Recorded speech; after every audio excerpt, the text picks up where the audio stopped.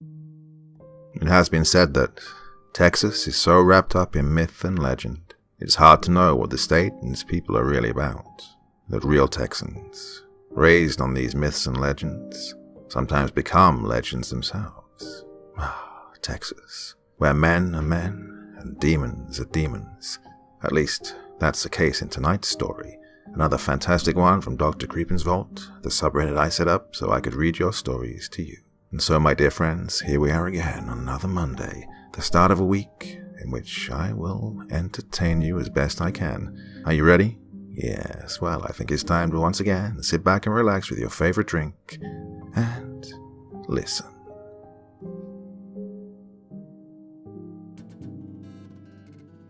My name is Maxwell Lawson, and I have a unique career.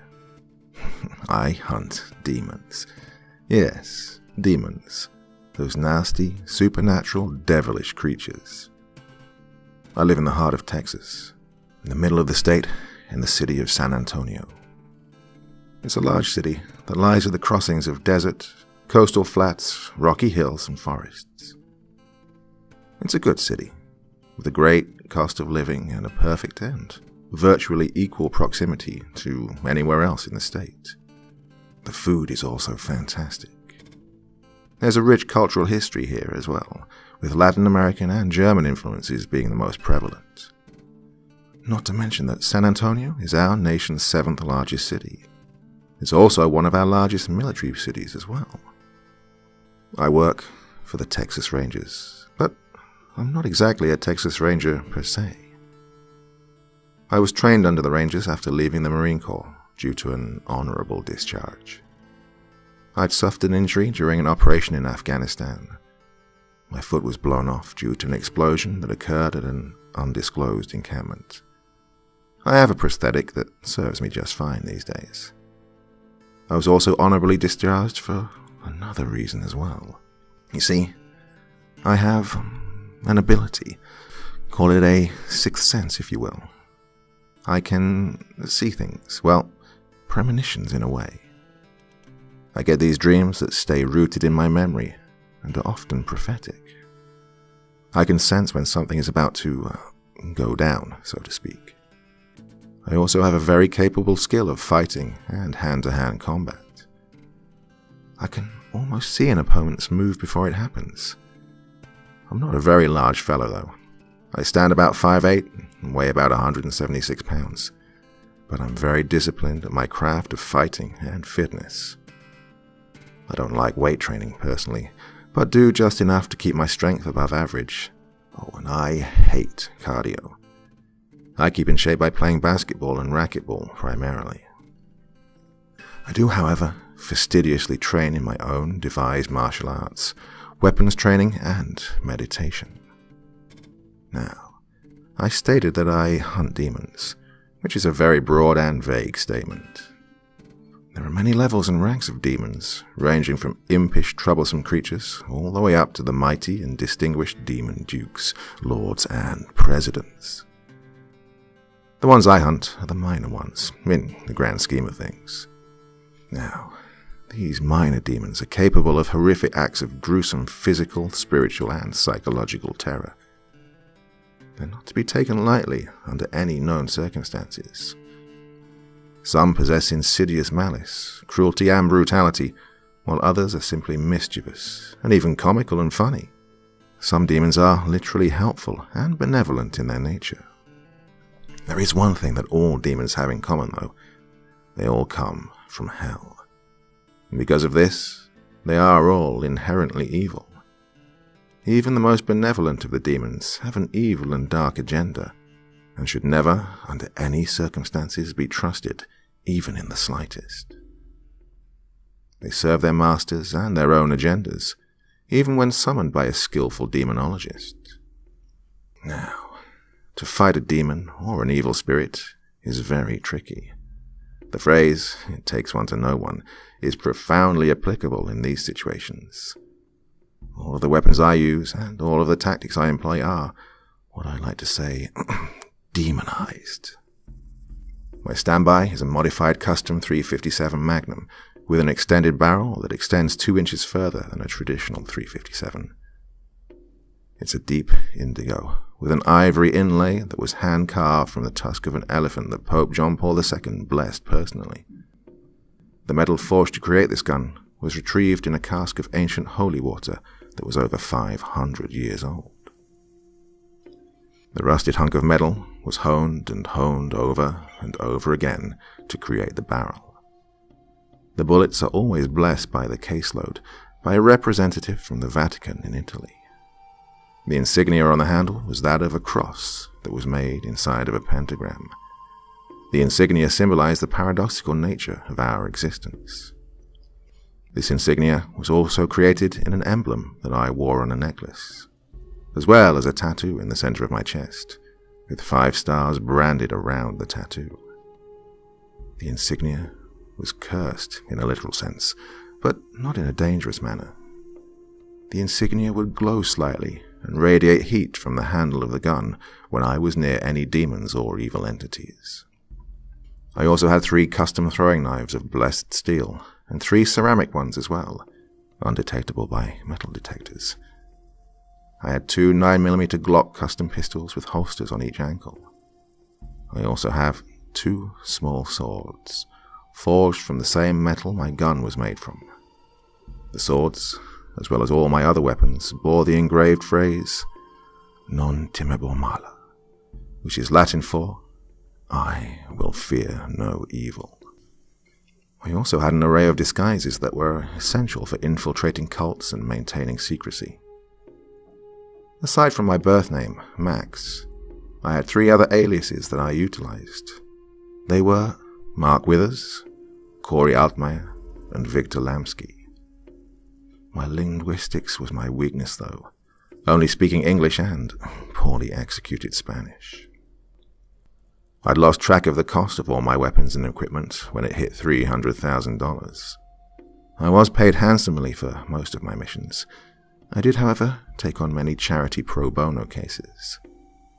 My benefactors were wealthy private businessmen, state government law enforcement, and federal government agencies such as the CIA. I was a fairly wealthy man, but lived a solitary life, seldom calling upon the company of others. I had few relations with women as well. Attachments became liabilities in this business. I love what I do, but it's not the life for a social butterfly. I've always been a very easygoing guy, soft-spoken and shy, but confident and tactful. Oh, and I love cats. I have 3. Puka, Chucky, and Athena. I received a ping from my dark web contact, who went by the name Dark Angel, the other day. I can't divulge his real name or whereabouts for the sake of anonymity. Dark, which is what I called him, had some information about a cult presence developing in the border city of Eagle Pass, Texas. There were reports of a pestilence that was killing livestock and house pets. Some 16 dogs, 20 cats, and dozens of chickens and goats were reported missing or dead. The dead animals that were recovered were totally void of their eyes, teeth, nails, and much of their skin, but otherwise intact. I picked up my gear, jumped into my custom rebuilt Ford Bronco, and went to my occult contact. Her name was Agneta Contreras, a small and slightly heavy-set Hispanic woman in her 60s. I pulled into her driveway, which was a small 2-bedroom house in south side of San Antonio. I walked in. "Aggie, it's Max," I said. "Ay, mijo," she said cheerfully as she came in from the kitchen. I kissed her on the cheek and said, I need the usual. I'm heading to Eagle Pass on a job. I may need to cross the border." Sure. Sit down. I just made coffee," she said as she patted me on the back. "Well, I don't have much time. I started to say. No, she snapped at me. "You have time. Eagle Pass isn't going anywhere," she said laughingly. "I just made migas and steaks and fresh tortillas," she said with dutiful excitement. Well, my stomach began to growl at the sight and smell of the food she was finishing up. Her cooking was the stuff of legends. She made homemade flour tortillas and coffee and juice. Her coffee was always strong and wonderfully brewed via French press. The silver cream boat and sugar cup was already on the table. Well, I can't turn down your breakfast, that's for sure, I laughed and said.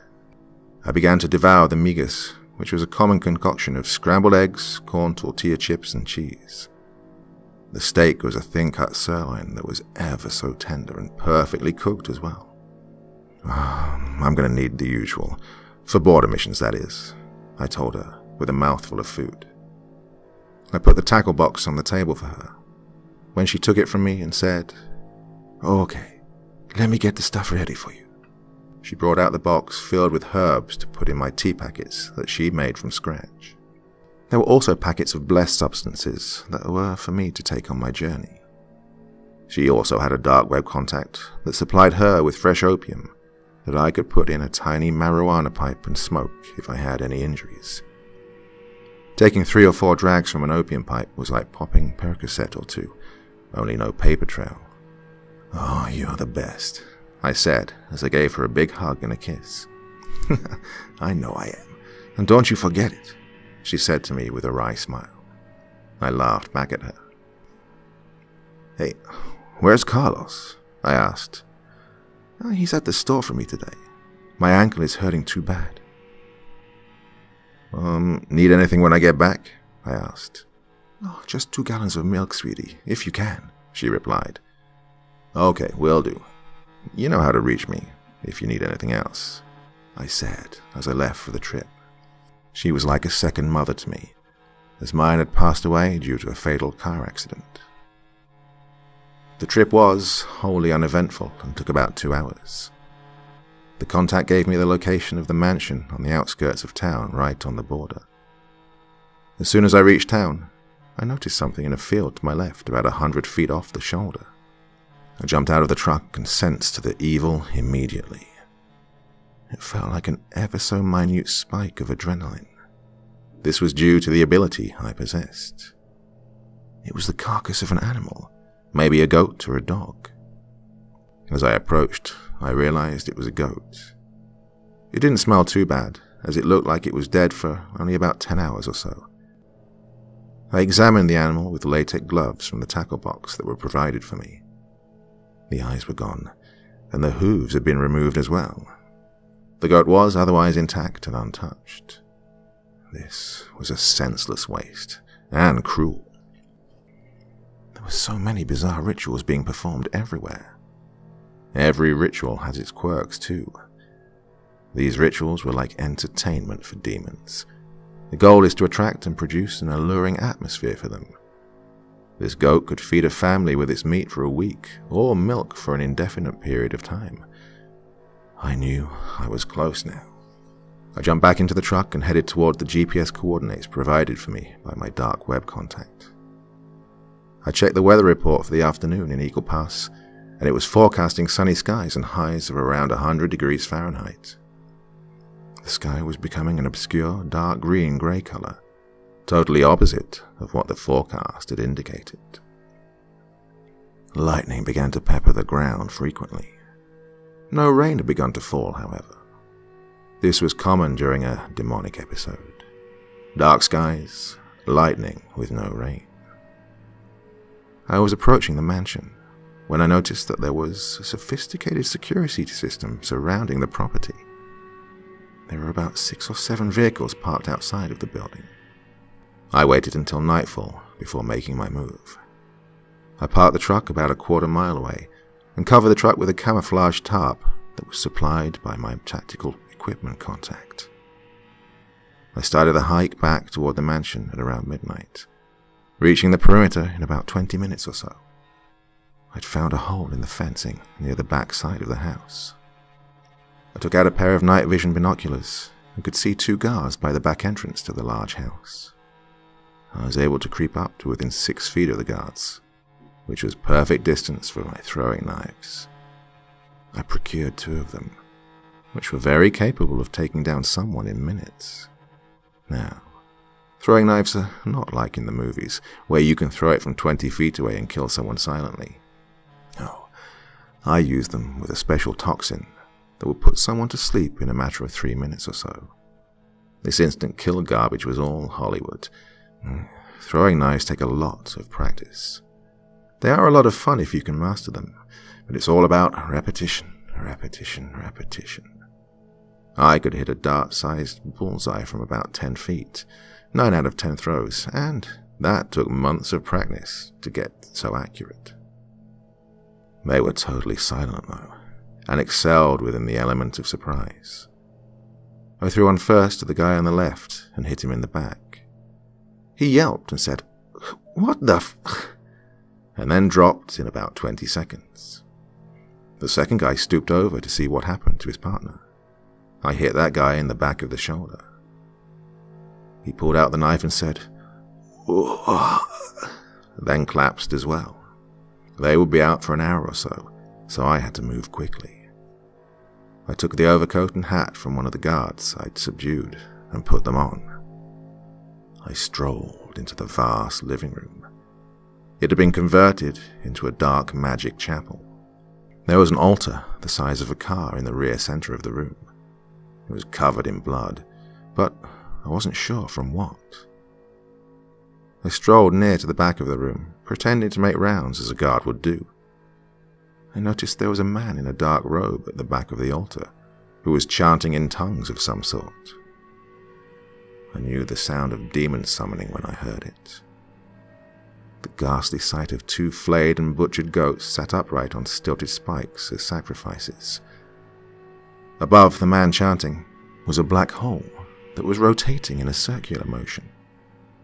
My gun and chest emblem began to glow, indicating it was showtime. I needed to get these demons as soon as they crossed over, or they would unleash carnage. My intel explained that these demons were summoned for the destruction of a rival cartel. Now, we can do without more cartels in the world, but these fools were summoning demons that could wreak havoc and end the lives of countless innocent people. I waited in my disguise to see what kind and how many demons were about to show up. When I saw them appear, I knew what they were right away. These were a lesser demon called Grimools. They were command and kill assassins. They always followed the conjurer's orders as long as he or she was alive. They're aimless when not under command, and tend to wander the earth, killing indiscriminately. They were a 4 on the demon power scale of 1 to 10. This scale was very much like the pain scale, 10 being the most powerful. Grimools can move very quickly, and had a deadly strike. They stand about 6 feet tall and have large bulbous heads with tall bat-like ears. They don't fly, but can teleport about twice an hour. They're not very intelligent, but deadly nonetheless. They were thin and wiry, with hands 5 times that of a man's, with razor-sharp claws. They have an appearance that resembles a humanoid form, that is also bipedal. Their main advantages were their speed, agility, and the poisonous claws. Wounds from these demons grow gangrenous in a matter of hours. Basically, Grimools are the low-ranking hitmen of hell, so to speak. But their main disadvantage was their carelessness. I've handled several of these guys in the past, and wasn't too worried. The summoner must be kept alive, or the demons would disperse somewhere else, sometimes back to hell, or to another place on earth. And just like me, they can sense and smell me as well. They're immediately attracted to a fight, no matter how big the adversary, making them both dangerous, but stupid and predictable. I quietly left the summoning room and went into the long halls, looking for the demons. They were in the house awaiting instructions from the conjurer. My amulet glowed brighter as I got closer and closer. The rooms were pitch black. I put on my night vision goggles. I could hear debris being tossed and tumbled in one of the rooms ahead. I pulled out a pouch of powder from my pocket and took a pinch between my thumb and forefinger. The powder is ground human bones, that's used as an attractant or a diversion. I snapped my finger with the powder and it puffed out. Then its ghastly scream erupted. It sounded like the combination of a screaming woman blended with a swine squeal. God, you guys are always so damn noisy, I said aloud, as one of them erupted out of one of the rooms and into the hallway to face me. I had my revolver ready as it started toward me with unholy and unnatural speed. I drew and fired at the demon. The bullet hit with a hiss that made the demon's glowing red body turn black and explode into fine, black ashen powder. The powder then disappeared immediately, as if nothing had happened. I changed the song on my headphones to Iron Maiden's Ace is High and said, "One down, one more to go." Iron Maiden was my favorite heavy metal band. I proceeded further and heard a rush and screeching sound behind me. I whirled around to see the other one climbing on the ceiling. Oh yeah, I forgot to mention that they were excellent climbers. I spun on my heel and fell to my back, facing upward underneath the creature, and fired. It erupted in a cloud of black ash that fell all over my face. Oh, damn it. I hate it when that happens. I cursed in frustration as the black ash began to disintegrate. And now it was time to eliminate the Conjurer. The Conjurer must be confronted before being killed. The confrontation part is for the disruption of the conjuring. The realization must be met by the Conjurer. Once this occurs, the portal will begin to close. Killing a Conjurer before he has the chance to stop can cause a portal to not be fully closed, and these half-closed portals were called rips. The reason to kill the Conjurer was for preventative measures. There cannot be the element of risk that these conjurers will do it again. A leftover rip can cause further infestations and hauntings from not only demons but malevolent spirits as well. Killing the Conjurer is the safest and easiest way to stop the cycle. Rips take 3 skilled conjurers to close. I went into the main chamber and found the man who was completing the conjuring on a cell, speaking Spanish to someone on the other line. He was explaining the situation regarding a rival cartel across the border. That's all I could surmise anyway. I gave the guy a whistle, making him jump in surprise. "Who the hell are you?" he said. "Your worst nightmare," I said. I know, cheesy and cliché, but I couldn't resist. "You've opened a portal of untold evil, and you must either turn yourself in to the authorities or die. Choose now," I said routinely, like I've said it dozens of times before. "Die? No, my friend, you are going to die," he said. "I summon thee to kill this man," he commanded out loud. Nothing happened. "Oh, they're gone, as well as your portal," I said, as the portal began to shrink and disappear. "No, it can't be," he said incredulously. "Afraid so, buddy," I responded. "Get him, now!" he called to his men on a walkie-talkie. I crouched down behind a large metal statue and waited. I saw 4 men approach with silenced handguns. A barrage of bullets came at me as I was crouched behind the statue. I crouched down low to make myself as small a target as possible. I then took aim and shot one of the men in the chest and the other in the head. The 2 were firing wildly at me as I began to roll low to the right. One of the bullets grazed my forearm. I could feel the bee-sting-like jolt of pain erupt in my arm. "Damn it, you're getting sloppy and overconfident," I told myself in frustration. I trained my gun and shot a 3rd henchman in the chest. I took aim at the last one as he ducked behind the altar with the boss man. I missed as the bullet tore a chunk of concrete from the corner of the altar. Now, the bullets I use were a very high-quality hollow point. Being that my armor was also blessed meant that it could effectively combat demons, as well as regular villains, of course. The remaining henchman threw a canister of what appeared to be tear gas. "Oh, shit," I said, as I pulled out a fine cloth bandana to cover my mouth and nose. It helped a little, as long as I kept low. I saw a figure walking in the gassy mist with a gas mask on. I took aim and put a bullet through his temple. I then grabbed the boss man by the collar and dragged him outside the house and said, "You're really beginning to piss me off now. So you have one chance to turn yourself into the authorities, who are on their way, or die right here, right now. Your choice." The sound of distant sirens began to emanate from the end of the street. "Fine, I'll turn myself in. Just don't kill me," he pleaded. "I didn't have a choice. They kidnapped my cousin in Guadalajara. I had to do something," he pleaded. "You chose this life on your own.